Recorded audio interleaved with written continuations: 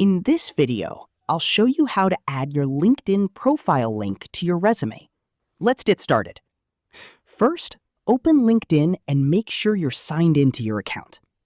Next, click on your profile icon. Then, look for the option that says Public Profile and URL. This is your LinkedIn profile link. Highlight the URL, right-click, and click Copy. Now, go back to your resume. Select the text where you want to add the link, for example, the word LinkedIn. Next, click on the link icon in the top menu. Paste the URL you copied, then click Apply. Your text will now turn into a clickable link. And that's it. Now anyone can click on that link and go directly to your LinkedIn profile.